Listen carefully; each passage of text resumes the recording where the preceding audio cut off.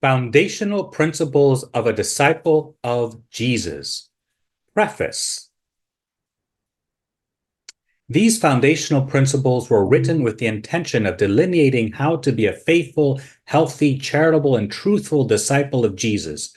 I am most grateful to our Holy Father, Pope Francis, who through his teaching increased my awareness of the importance of fostering supportive, healthy relationships.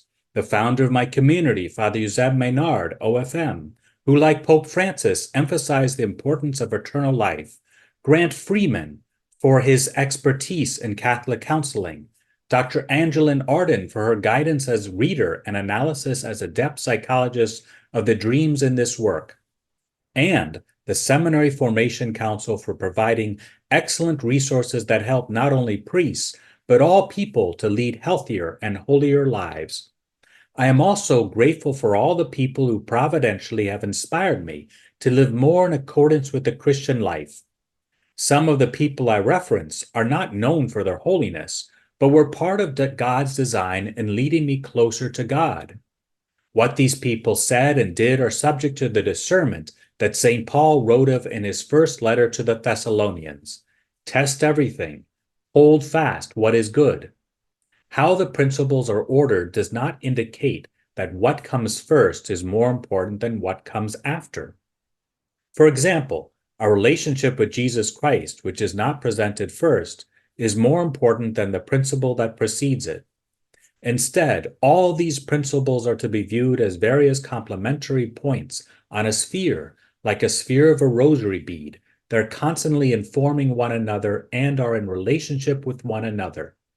Each of the principles is intended to be understood in relationship with the other principles, from the perspective of our life of faith, as each bead in a decade of the Rosary is to be prayed in relationship to the other beads from the perspective of a mystery of faith.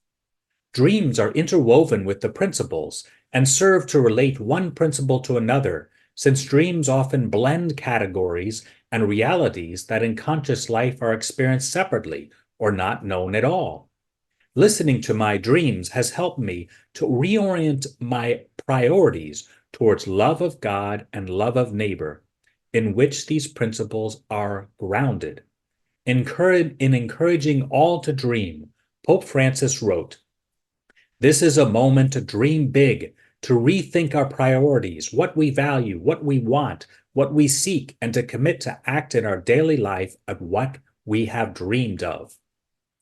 May the following of these principles help in being strong in the Lord and in the strength of his might. Practicing the principles is like putting on the whole armor of God, that you may be able to stand against the wiles of the devil. Ephesians chapter 6, verses 10 through 11. This is a dream I had, called Tortured by Fiery Dream Demons. I used to have a recurring dream, a recurring nightmare, in which I felt unarmed and defenseless. During the dream, I was aware that I was asleep, but unable to wake up despite trying with all my might to. The nightmare consisted of my whole bed being engulfed in demonic flames, while demons who appeared as fiery forms without distinct features pulled at the blankets that were covering me.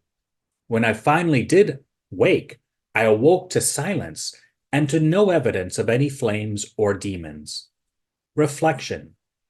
Since I have been growing in the life of faith and prayer while integrating my humanity in Jesus, I no longer experience these nightmares. Instead, I had a dream that represents a reverse image of the nightmare dream, as I will relate when presenting on the Rosary and a later principle on prayer.